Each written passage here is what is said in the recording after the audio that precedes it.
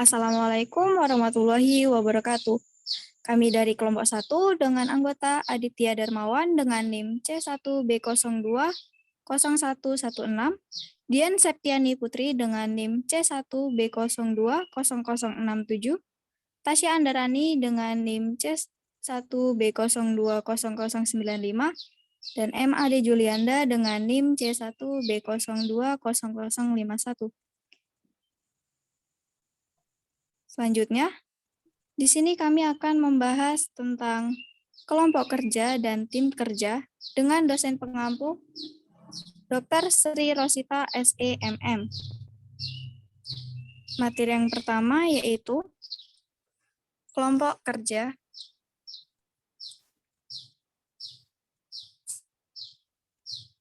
Selanjutnya,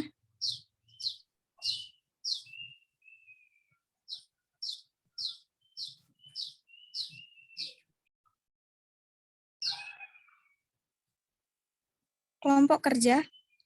Kelompok merupakan kumpulan dari dua individu atau lebih yang berinteraksi yang memelihara pola hubungan yang stabil, berbagai tujuan bersama, dan merasakan diri mereka menjadi sebuah kelompok. Menurut Greenberg dan Baron tahun 2003, halaman 273. Selanjutnya, kelompok kerja atau work group adalah kelompok yang para anggotanya saling berinteraksi, terutama untuk saling berbagi informasi, untuk membuat keputusan guna membantu satu sama lain dalam wilayah wewenangnya masing-masing.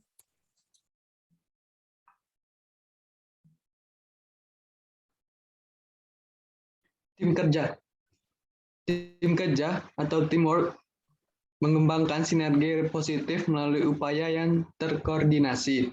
Upaya individual merupakan menghasilkan suatu tingkatan kinerja yang lebih besar ketimbang totalitas input para individunya.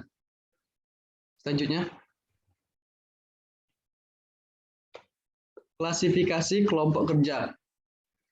A. Kelompok formal adalah kelompok yang sengaja dibentuk dengan keputusan manajer melalui suatu bagian organisasi untuk menyelesaikan tugas secara efektif dan efisien. Kelompok formal terdiri dari kelompok komando dan kelompok tugas. B. Kelompok informal adalah suatu kelompok yang tidak dibentuk secara formal melalui struktur organisasi, akan tetapi muncul karena adanya kebutuhan akan kontak sosial. Kelompok informal dibedakan menjadi yang pertama kelompok persahabatan dan yang kedua kelompok kepentingan. Selanjutnya, beberapa masalah utama di dinamika kelompok. Yang pertama kepemimpinan, yang kedua pengambilan keputusan dan pemecahan masalah. Yang ketiga komunikasi, dan yang keempat konflik. Materi selanjutnya yaitu mengenai tipe-tipe tim. Ada 3 tipe-tipe tim. Yang pertama adalah tim pemecahan masalah, yang kedua tim kerja pengelolaan diri, dan yang ketiga tim fungsional silang. Selanjutnya, tipe tim yang pertama yaitu adalah tim pemecahan masalah, di mana dalam tim pemecahan masalah setiap anggota membagikan gagasan atau menawarkan saran mengenai bagaimana proses dan metode kerja dapat diperbaiki. Selanjutnya, yang kedua adalah tim pengelolaan diri. Nah, lazimnya tim pengelolaan diri ini mencakup pengawasan kolektif atas kecepatan kerja, penentuan penugasan kerja organisasi dari rehat atau istirahat, dan pilihan kolektif prosedur pemeriksaan. Biasanya tim pengelolaan diri ini terdiri dari 10 sampai 15 orang yang memiliki tanggung jawab. Selanjutnya, yaitu tim fungsional silang. Tim fungsional silang merupakan cara efektif untuk memungkinkan orang-orang dari aneka bidang dalam suatu organisasi atau bahkan antara organisasi-organisasi untuk bertukar informasi, mengembangkan gagasan baru, dan memecahkan masalah, serta mengkoordinasikan proyek yang rumit.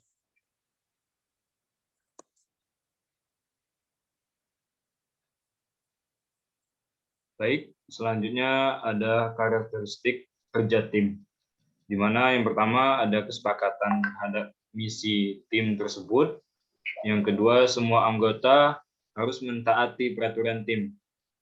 Selanjutnya, pembagian tanggung jawab dan wewenang yang adil, dan adanya adaptasi terhadap perubahan dalam tim tersebut. Selanjutnya, kemampuan anggota. Ada 3 keterampilan yang harus dimiliki oleh para anggota untuk mencapai tim yang efektif. Yang pertama, setiap anggota harus memiliki keahlian teknis. Yang kedua, keterampilan untuk memecahkan masalah dan mengambil keputusan. Dan yang terakhir yaitu keterampilan antar pribadi masing-masing setiap anggota tim. Selanjutnya, contoh kasus kelompok kerja. Contoh kasus kelompok kerja bisa kita contohkan yaitu ketika sebuah organisasi atau di dalam kampus kita contohkan, yaitu di suatu fakultas sedang mengadakan event untuk expo dan pentas seni misalnya, lalu fakultas tersebut membentuk suatu kelompok yaitu per divisi, di mana divisi-divisi tersebut contohnya ada divisi perlengkapan, divisi acara, divisi humas, yang mana setiap divisi tersebut memiliki tujuan untuk mencapai kesuksesan sebuah acara tersebut. Dan setiap kelompok divisi tersebut memiliki suatu tujuan untuk bagaimana caranya mencapai kesuksesan yang ada dalam event tersebut. Selanjutnya, contoh kasus tim kerja.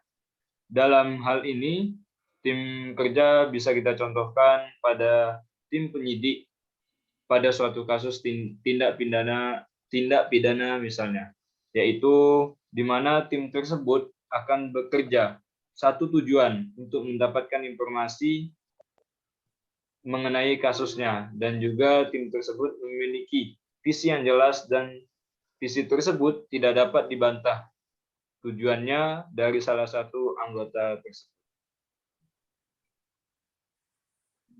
Baik, itulah tadi dari kelompok kami, kelompok 1. Apabila ada kekurangan kami mohon maaf. Saya akhiri. Assalamualaikum warahmatullahi wabarakatuh.